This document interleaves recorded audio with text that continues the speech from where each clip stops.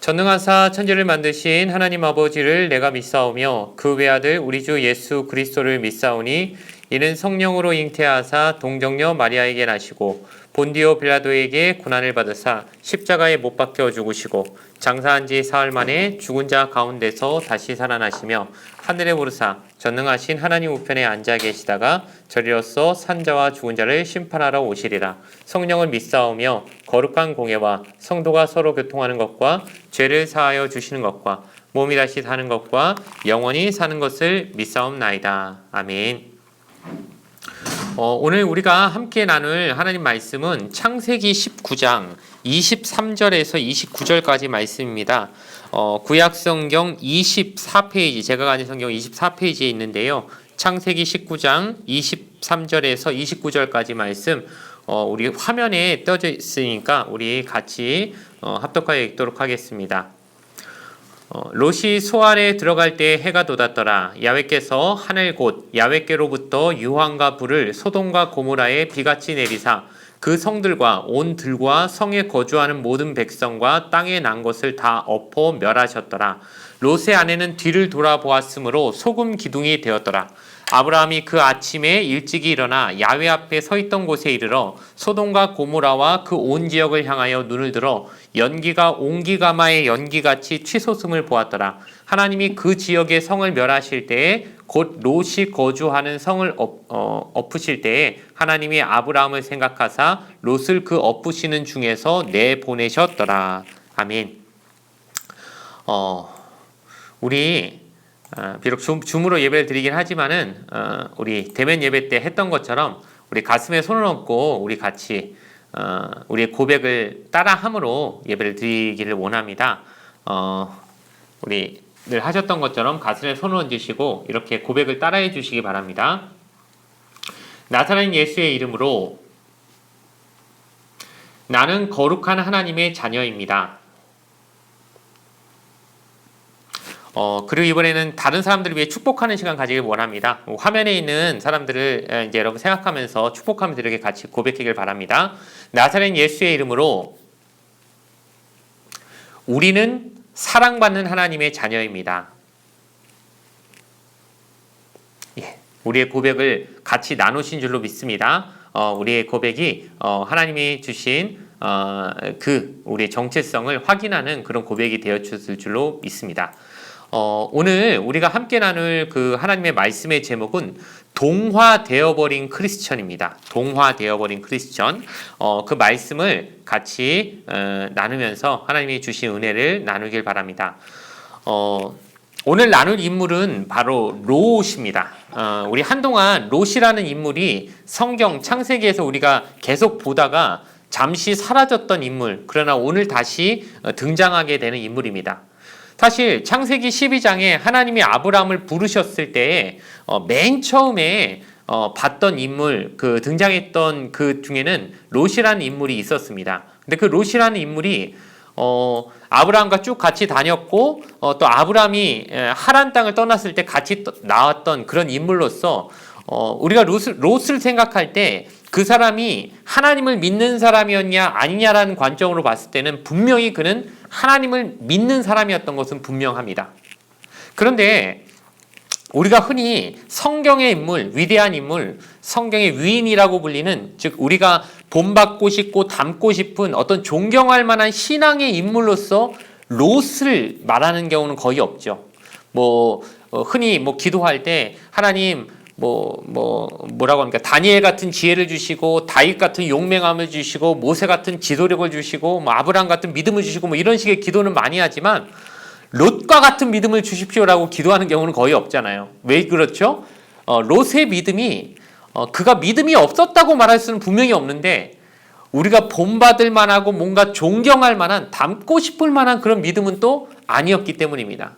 그래서 롯이라는 인물의 그 신앙을 굳이 말하자면 뭔가 어정쩡한, 이게 이 사람이 세상 사람도 아니고 하나님 안 믿는 사람도 아닌데 그렇다고 정말 하나님 열심히 믿고 남들에게 본이 될 만한 모습도 아닌 그야말로 한 다리는 세상에 한 다리는 하나님께 엉거주춤하게 걸쳐놓은 크리스천의 대표적인 어떤 인물, 상징, 그렇게 대변할 수 있는 인물이 바로 롯이었기 때문에 롯은 참 그렇게 우리에게 있어서 뭔가 어정쩡한 신앙인의 상징처럼 느껴지게 되더라는 것이죠. 롯이 어떤 인물이었는지 우리가 예전의 내용들을 한번 좀 훑어보면요.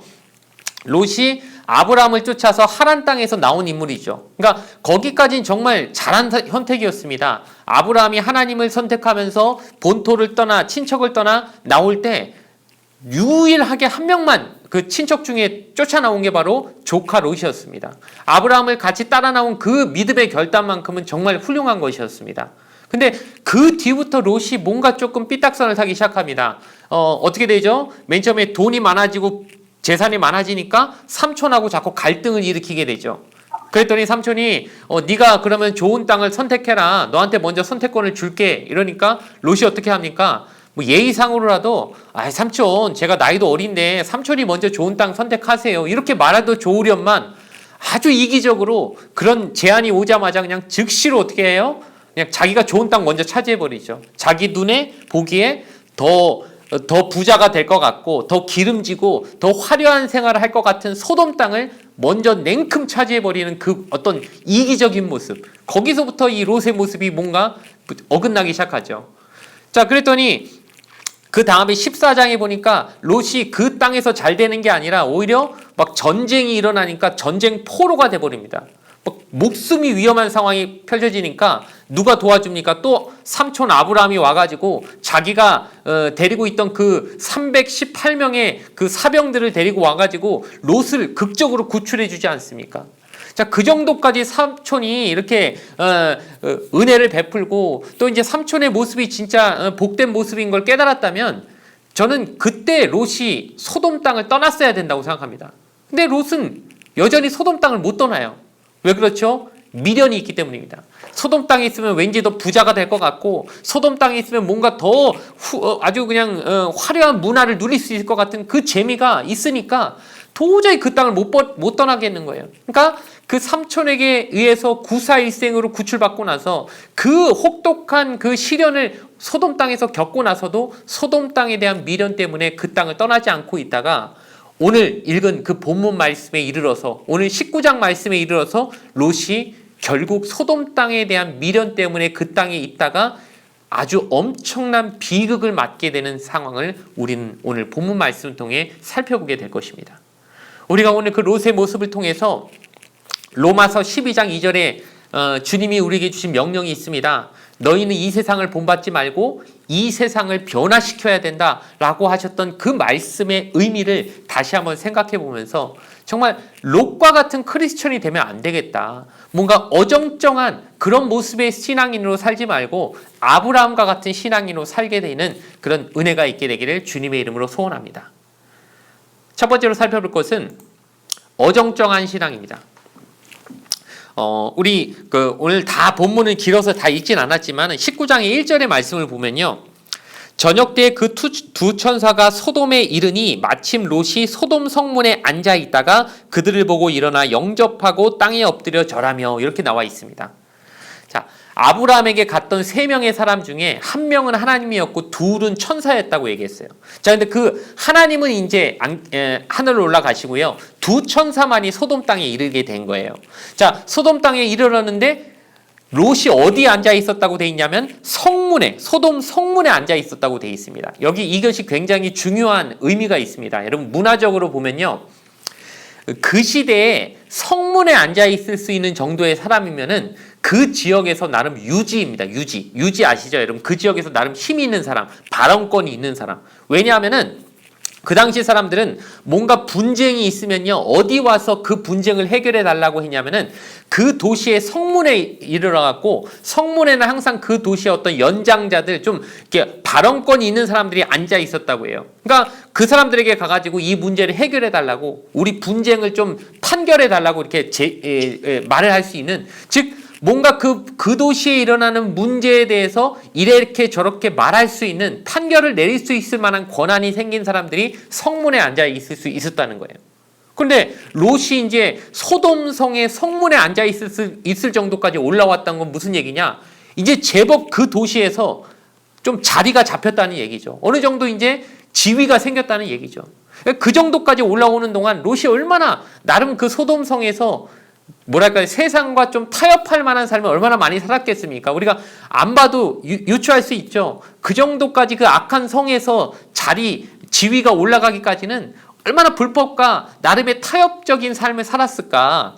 그런데 그런 삶을 살고 거기까지 올라온 롯의 눈에 누가 보였냐면 천사들이 보인 거예요. 근데 지난 시간에 여러분 기억이 나는지 모르겠지만은 아브라함도 이 세 사람을 잘 영접했는데 그들이 천사고 하나님인 걸 알고 영접한 게 아니라 부지 중에 영접했다고 했잖아요.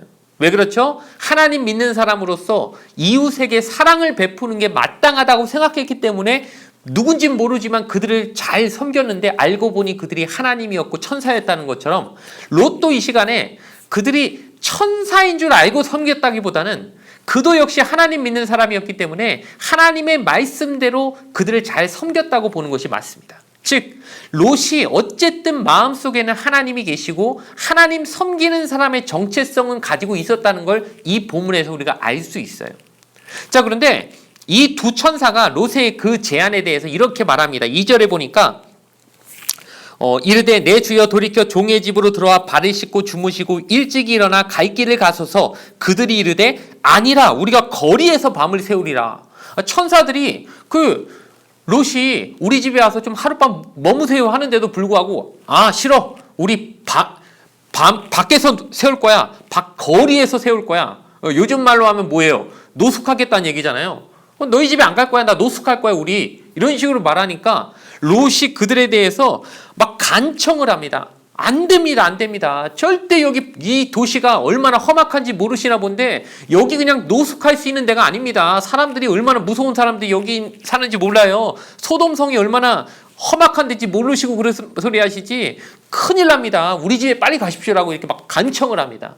왜 그런지 이제부터 그 상황이 나옵니다. 이 롯이 왜 이렇게 이 두 사람이 거리에서 머물다가는 큰 봉변당한다고, 이 도시가 얼마나 위험한 데인지 모른다고 하는 그 이야기가 왜 그러는지 이제부터 상황이 발생하기 시작하는데요. 자, 4절에 보니까요.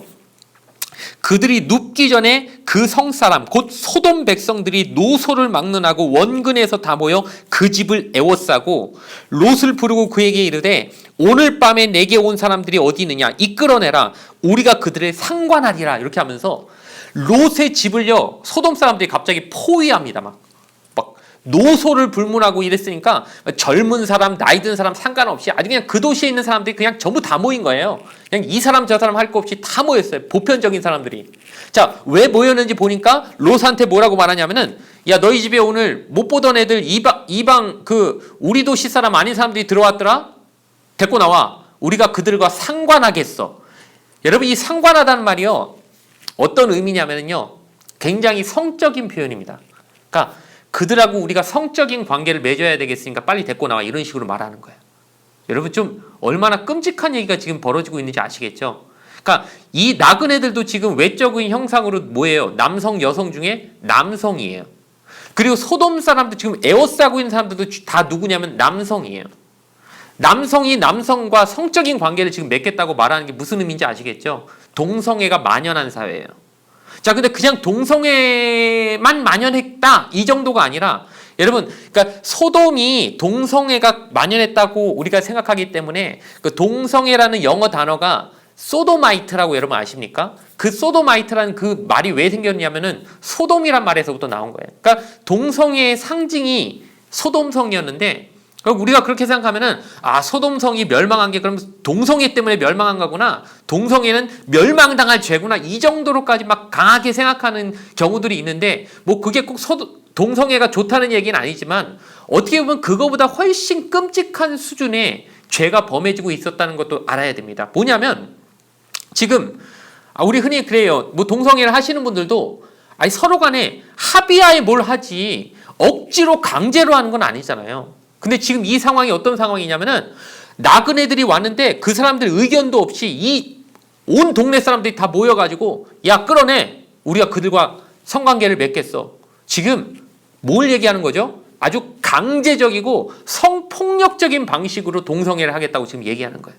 그러니까 동성애 자체로도 하나님 보시기에 좋은 행동이 아닌 악한 행동인데 그것조차 뭔가 합의하에 하는 것도 아니고 거의 뭐 강제적으로 성폭력을 행해갖고 그들을 마음대로 하겠다라는 식의 발상을 하고 있는 사람들이 그냥 한두 사람이 아니라 소돔 성에 살고 있는 대다수의 노소를 불문한 전 세대 사람들이 그 정도의 생각을 가지고 지금 롯의 집으로 쳐들어온 것입니다.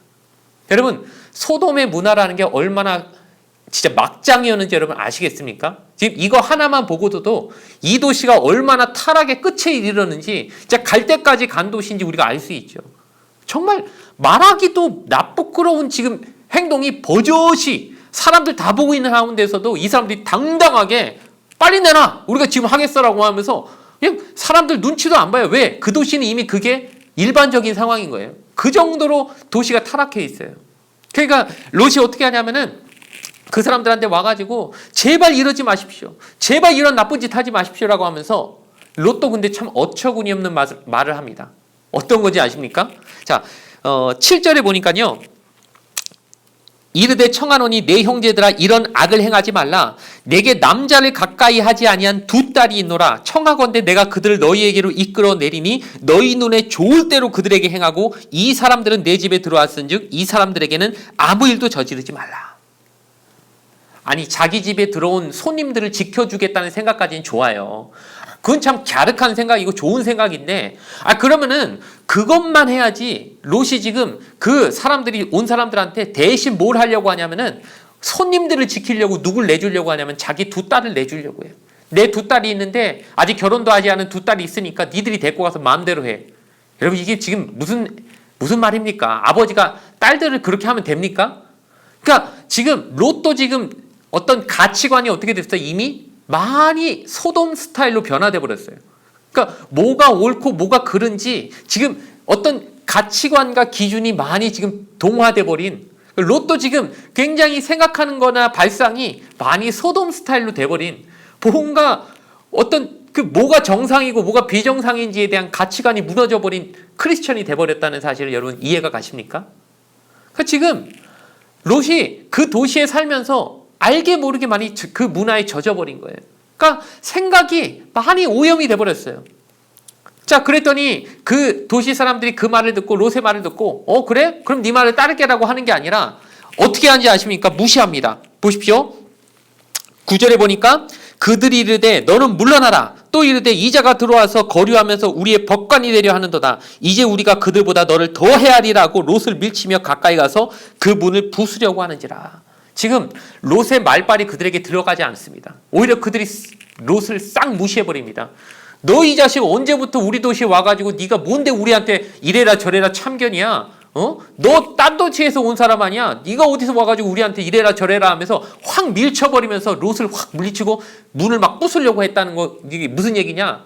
롯이 그 도시에서 제법 지위가 올라간 것처럼 보였지만 실상으로는 그 도시 사람들이 롯을 인정해주지 않았다는 겁니다. 그러니까 속으로 무시하고 있었던 거예요.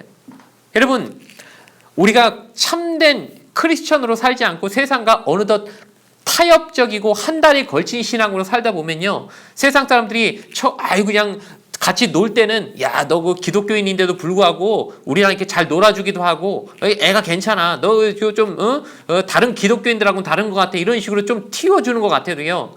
그 안에서 참된 소금과 빛의 모양을 끝내 잃어버리고 맛을 잃어버린 크리스천으로 살다 보면요. 결정적인 순간에 인정해주지 않습니다.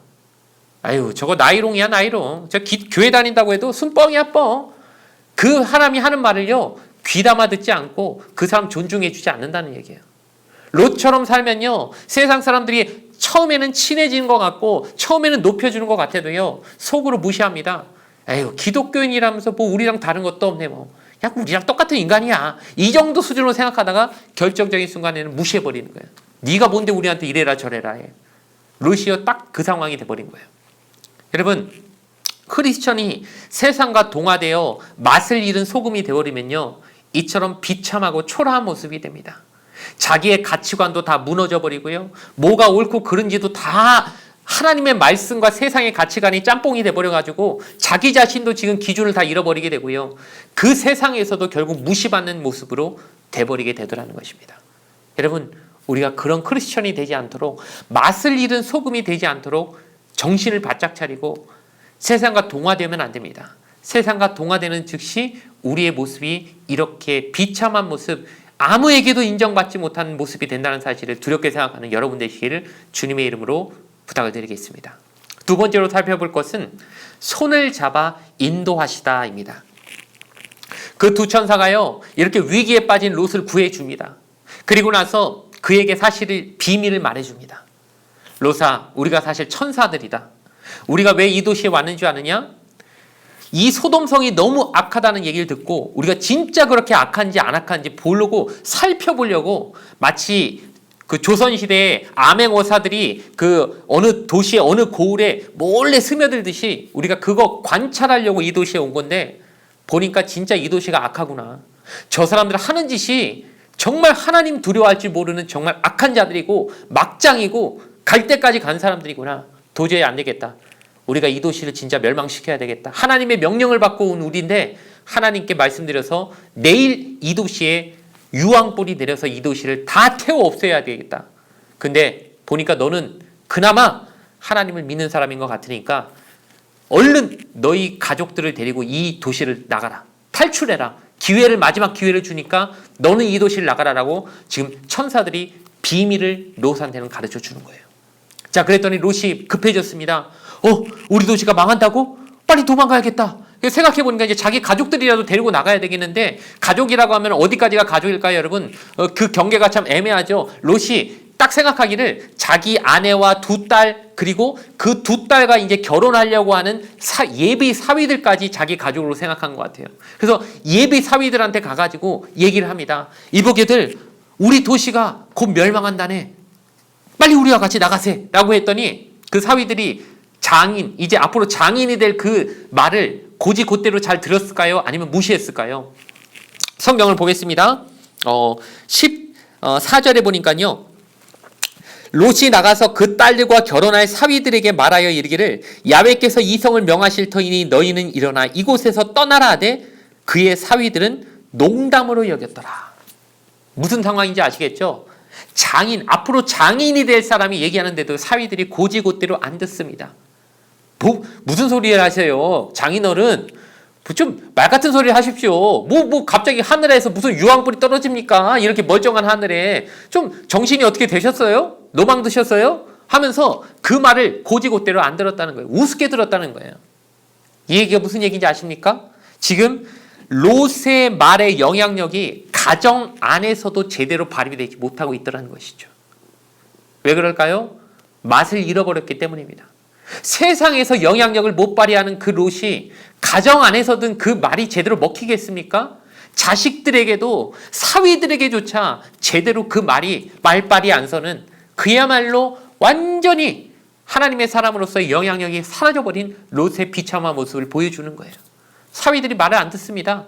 떠나자고 해도 안 떠나는 거예요. 당신이나 떠나십시오. 무슨 소리 합니까? 이 멀쩡한 하늘에 이 좋은 소돔성을, 이 소돔 땅을 버리고 어딜 간다는 얘기입니까? 당신이나 가세요 하고 장차 예비 장인이 될 사람의 말조차 들어먹질 않는 사위들의 모습을 보십시오.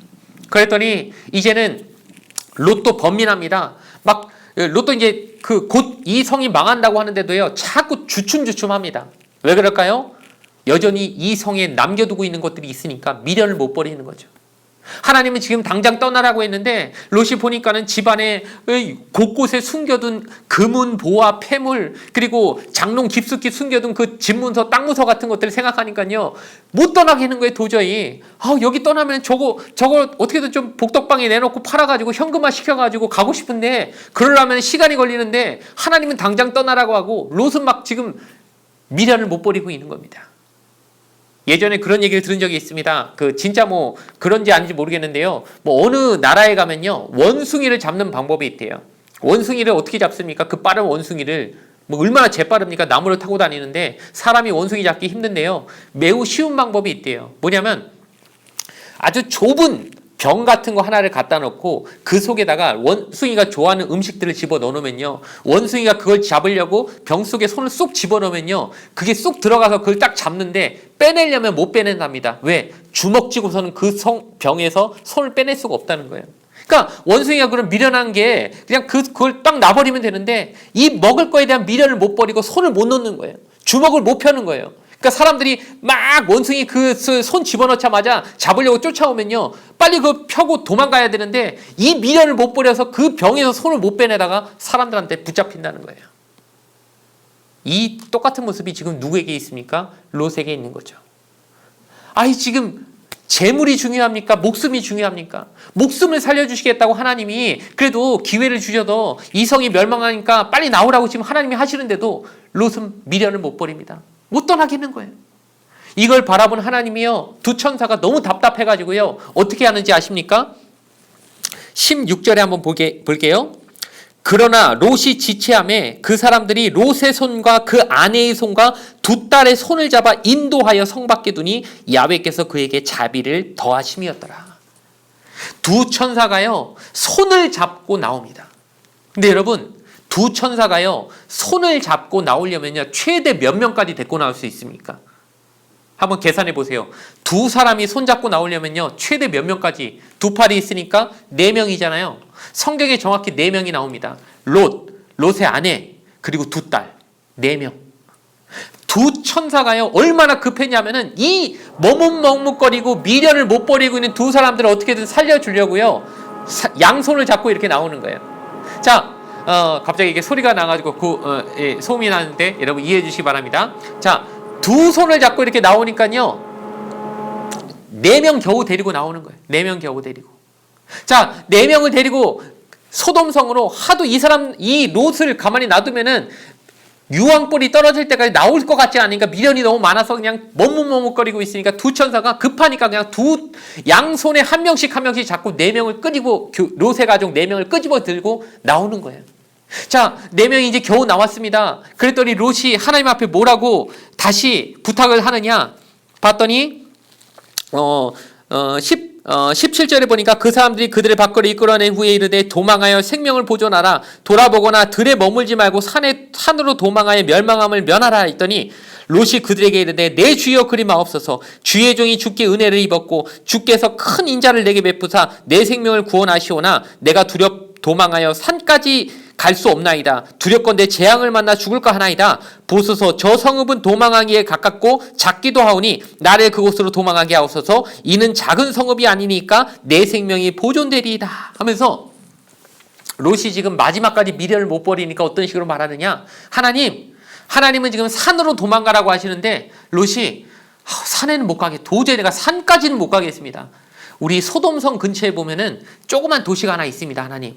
그러니까 굳이 말하면 우리 서울 주변에 보면 위성 도시 같이 조그만 도시들이 많지 있지 않습니까? 그러니까 롯이 생각하기에 내가 이 소돔성은 버리는데 내 산까지는 못 가겠습니다. 그냥 소돔성 주변에 있는 조그만 도시 하나라도 내가 들어갈 테니까 그 도시만 멸망시키지 말아주시면 안 되겠습니까?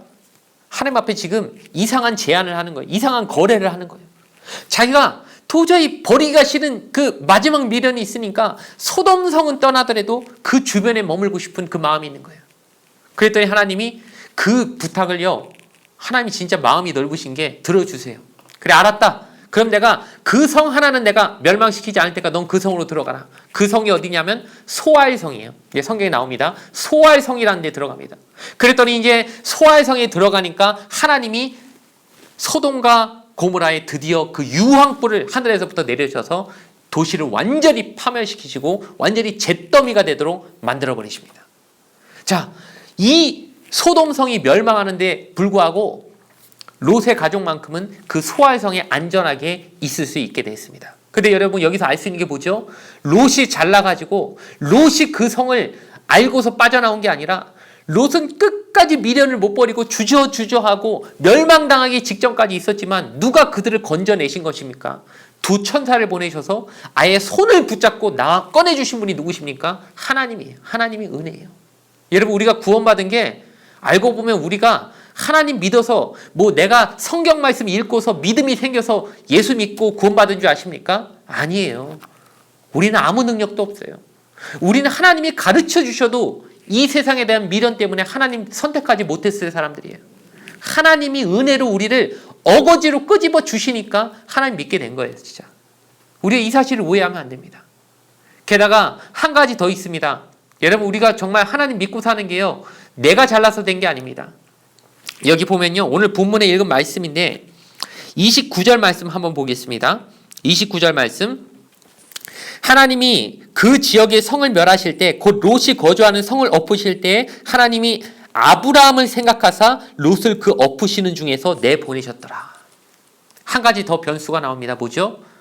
롯을 위해 지난 장에서 우리가 봤듯이 롯이 안타까워서 중보하여 기도했던 누구의 기도가 있었습니까? 아브라함의 기도가 있었습니다.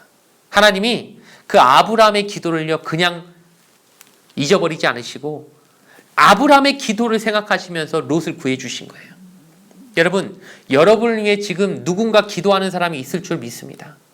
제가 좋아하는 그 찬양이 있습니다. 누군가 널 위해 기도하네. 누군가 널 위하여 기도하네. 저는 그 찬양을 부를 때마다 마음의 한 구석이 참 따뜻해집니다. 아, 누군가 날 위해 기도해 주는 사람이 분명히 이 세상에 있겠구나. 그들의 기도가 있기 때문에 내가 이나마 지금 하나님의 뜻대로 살고 있는 것이겠구나. 하나님 버리지 않고 그래도 그나마 이렇게 살 수 있는 거는 누군가 내 영을 위해 기도하는 누군가 있기 때문이겠구나. 여러분에게도 그런 사람이 있습니다. 우리 각자가 누군가를 위해서 기도하고 있지 않습니까? 그 기도가요, 그 영혼을 지켜주고 있는 거예요. 그 기도가 하나님의 마음을 움직여서 그를 보호해주고 계시는 거예요. 그렇기 때문에 우리가 누군가 날 위해 기도하고 있다는 그 사실을 잊지 마시기 바랍니다. 아브라함의 중보 기도가 있었기 때문에 롯이 하나님의 은혜를 받아 그 소돔성에서부터 멸망하지 않고 빠져나올 수 있었다는 것입니다. 마지막으로 살펴볼 것은 롯의 선택이 낳은 결과입니다.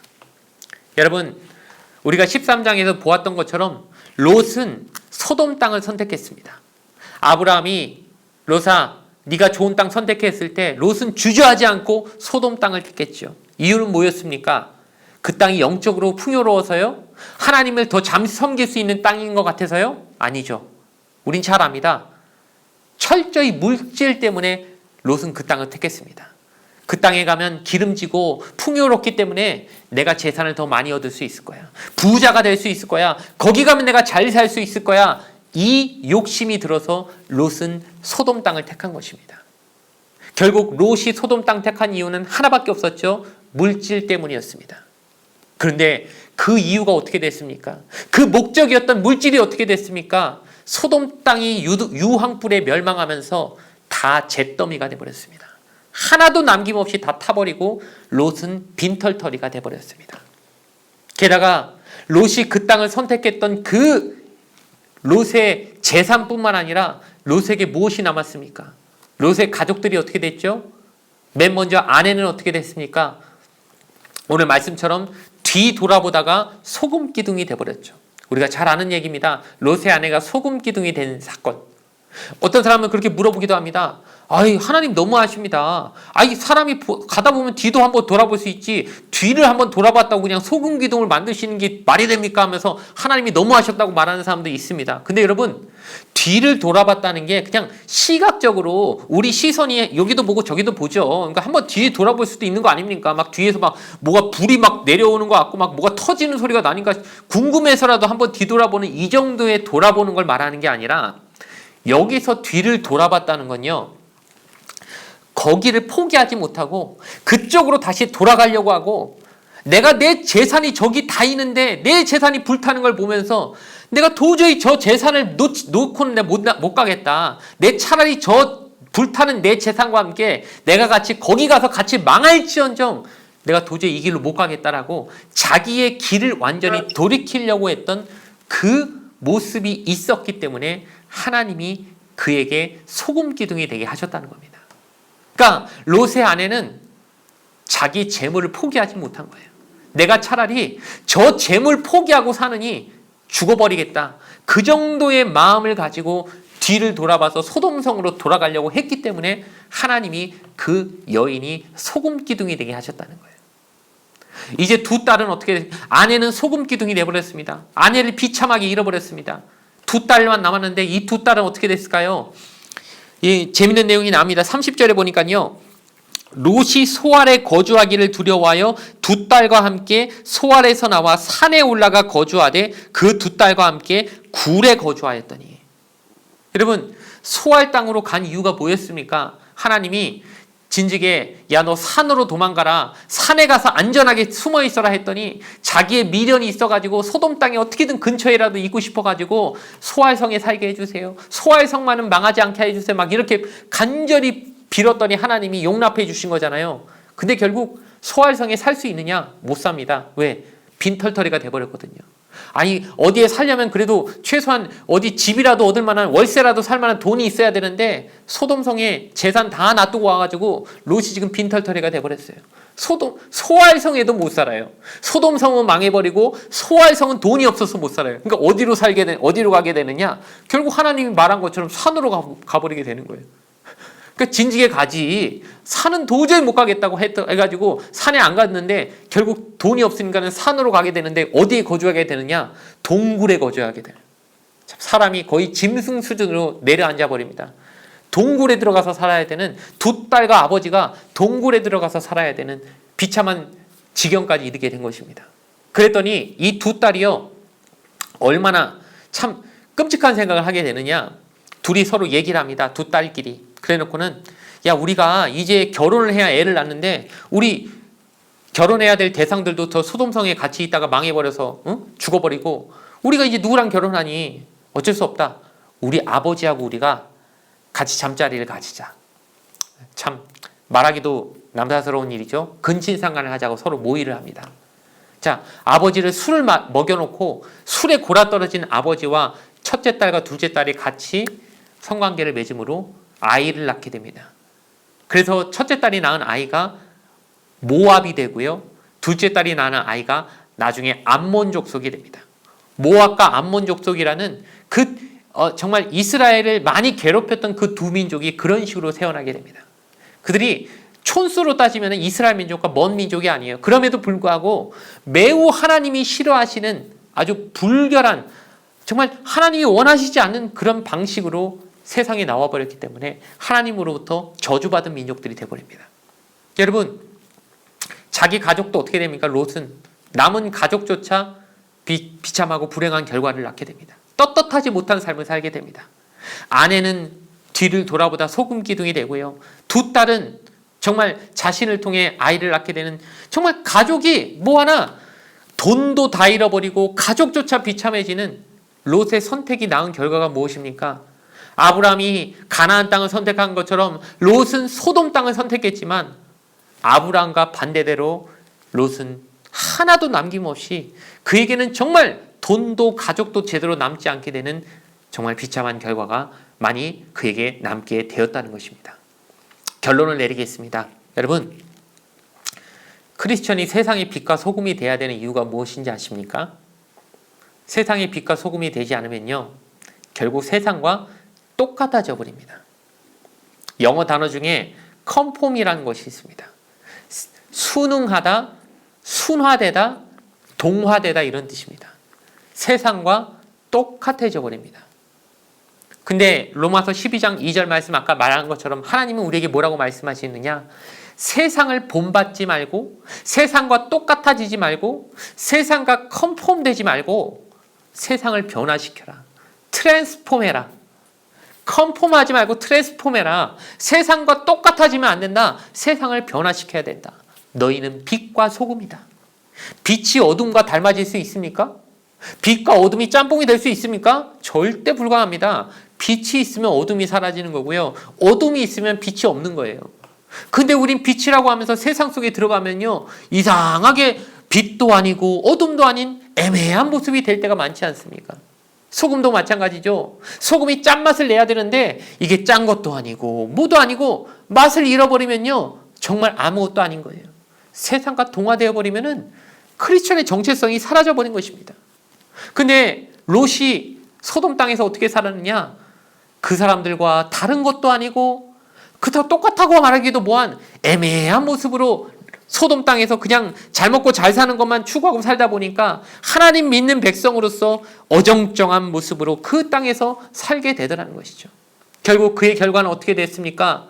소돔이 멸망할 때 같이 멸망한 건 아니었습니다. 하나님이 그래도 하나님 믿는 사람이니까 구해주긴 하셨습니다. 소돔성의 유황불에 멸망하진 않았습니다. 하지만 그의 인생이 어떻게 됐습니까? 심판은 받지 않은 것 같았지만 결국 심판만 받지 않았지 똑같은 거죠. 심판받은 거나 똑같은 결과가 돼버렸죠. 왜요? 재산도 다 잃어버렸죠. 아내도 잃어버렸죠. 두 딸은 정말 남편을 얻을 수 없어가지고 근진상간이라는 정말 말도 안 될 행동을 저질러버리는 저주받은 가문이 돼버리는 그 모습을 보면서 유황불에 멸망당하지 않았을 뿐이지 하나님으로부터 심판받은 것이나 다름없는 결과를 맞게 되는 그런 비참한 결과를 우리가 보게 되지 않습니까? 그리고 나서 롯은 더 이상 성경에 나오지 않습니다. 등장하지 않습니다. 그의 비참한 결말에 대해서 성경은 얘기조차 해주지 않습니다. 아마 그는 비참한 모습으로 인생을 마감하게 되었을 것입니다. 여러분, 우리가 뭘 이 이야기에서 배워야 될지 여러분 아실 겁니다. 롯이 범한 실수를 우리가 반복해서는 안 될 것입니다. 이 소돔과 고모라와 같은 사회, 우리가 우리 현실을 바라볼 때 세상이 점점 악해진다는 거 여러분 느껴지십니까? 세상이 점점 더 이상해지지 않습니까? 세상이 왜 이러지 싶을 정도로 점점 더 끔찍해지고 있고 인간미가 사라지고 사람과 사람 간의 사랑과 어떤 인정이 메말라가는 이 사회를 보면서 혹자들은 야, 소돔과 고모라보다 더하다. 이 사회는 이 땅은 너무 악해지고 있다라고 말합니다. 근데 그 가운데서 우리가 살고 있지 않습니까? 크리스천이 어떻게 살아야 될까요? 빛과 소금으로서 정체성을 다 잃어버리고 롯처럼 세상과 비슷하게 그냥 티도 안 나게 어디 직장에서도 내가 기독교인인지 아닌지 사람들이 잘 모를 정도로 그냥 음습하게 그냥 그 이순신 교인이라고 한때 우스갯소리로 그랬지 않습니까? 내가 기독교인인 걸 절대 직장에 말하지 마라 이러면서 하면서 뭔가 내가 크리스천으로서 정체성 드러내기 싫어가지고 그냥 몰래 사는 그런 식으로 살다 보니까는요 세상에서도 영향력이 사라져버리고 가정에서도 영향력이 사라져버리고 하나님 앞에서 정말 어떠한 거룩한 모습도 다 사라져버린 비참한 모습, 롯과 같은 모습으로 우리가 살고 있는지는 않은지 돌아봐야 할 줄로 믿습니다. 우리가 본받아야 할 대상은 아브라함의 모습입니다. 롯과 같이 물질을 따라가고 세상을 쫓아가고 세상의 부귀영화와 편안과 안락함과 쾌락을 쫓아가다 보니 기독교인인 것도 아니고 정말 세상 사람도 아닌 어정쩡한 모습이 돼서 결국 그 결말이 비참했던 모습이 우리 현실 가운데 반복되지 않기를 바랍니다. 우리가 바라볼 아브라함의 모습, 끝까지 하나님 의지하고 하나님이 원하는 방법에 순종하는 길로 갔더니 결국 그를 존귀하게 만들어주시고 하나님의 약속을 다 하나님이 그대로 이루어주신 아브라함의 그 모습과 같은 삶으로 이 세상에서 동화되지 않고 변화시키는 모습으로 살아가는 빛과 소금과 같은 우리 귀한 여호수아 청년회가 다 될 수 있기를 주님의 이름으로 축원을 드리겠습니다. 기도드리겠습니다. 좋으신 아버지 하나님 감사합니다. 코로나가 재확산되어 우리가 다시 비대면 예배를 이렇게 줌으로 드리게 되었습니다. 하나님, 어떤 예배를 드리고 어떤 형식의 예배를 드리냐 보다는 더 중요한 것은 우리가 어떻게 이 세상에서 살아가고 있느냐인 줄 믿습니다. 이렇게 의식으로서의 예배만 중요한 게 아니라 사실은 삶의 예배가 훨씬 중요하다고 하나님 우리에게 말씀하여 주셨습니다. 우리 삶의 예배가 어떻게 드려지고 있습니까? 세상과 구별되고 있습니까? 내가 그리스도인으로서 크리스천으로서 세상과 정말 구별된 삶을 제대로 살고 있습니까? 아니면 세상에 이미 동화되어 버렸습니까? 롯의 모습을 보면서 우리가 경고를 얻게 하여 주시옵소서. 그가 한때는 잘 나간 것 같고 소돔이란 도시에서 제법 높은 지위에 오르고 제법 부유한 삶을 살았던 것 같지만 그 결과는 너무 비참하고 초라했습니다. 하나님을 온전히 드러내지 못하고 살다 보니 세상 사람도 아니고 그렇다고 크리스천도 제대로 된 크리스천도 아닌 어정쩡한 모습으로 끝나버리는 그의 삶이었습니다. 주여, 우리가 그렇게 살지 않게 하여 주시옵소서. 세상 속에서 크리스천으로서의 정체성을 온전히 드러내며 살아가는 우리 귀한 청년들 되게 하여 주시옵고, 그러다가 받게 되는 핍박이 있고 박해가 있다면 주여, 이 땅에서는 비록 어려움을 당할지라도 하늘나라 가서 하나님이 주시는 면류관을 얻게 된다는 사실을 기억하며 그 사실을 기쁨으로 여길 수 있는 믿음으로 성장할 수 있게 하여 주시옵소서. 이 코로나 시대에 우리에게 맡겨주신 사명이 있는 줄 믿습니다. 이 코로나 시대에 그리스도를 드러내는 빛과 소금으로서의 역할을 감당해내는 귀한 여호수아 청년이 다 될 수 있도록 주여 붙잡아 주시옵소서. 감사드리며 거룩하신 예수님의 이름으로 간절히 기도드렸사옵나이다. 아멘. 우리 수련회가 앞두고 있는데 또 이제 코로나도 심각해지고 여러모로 또 우리가 정말 마음을 모아서 수련회를 위해서 또 그리고 우리 청년회를 위해서 같이 많이 여러분 기도해 주셔야 될 때인 것 같습니다. 또 이 나라를 위해서도 우리 사회를 위해서도 우리가 정말 빛과 소금의 역할을 감당한다는 것은 사회를 놓고 우리가 같이 기도할 수 있는 사람들이 되어야 되는 것도 하나의 역할이라고 생각합니다. 우리 정말 각자의 처소에서 또 이 사회를 놓고 정말 썩지 않게 해달라고 소돔과 고모라처럼 되지 않게 해달라고 기도하시는 여러분들에게 간절히 부탁을 드리겠습니다. 우리 주기도문 주님 가르쳐준 기도로 우리 오늘 예배를 모두 마치도록 하겠습니다. 하늘에 계신 우리 아버지여 이름이 거룩히 여김을 받으시오며 나라가 임하시오며 뜻이 하늘에서 이루어진 것 같이 땅에서도 이루어지이다. 오늘 우리에게 일용할 양식을 주시옵고 우리가 우리에게 죄 지은 자를 사하여 준 것 같이 우리 죄를 사하여 주시옵고 우리를 시험에 들게 하지 마시옵고 다만 악에서 구하시옵소서.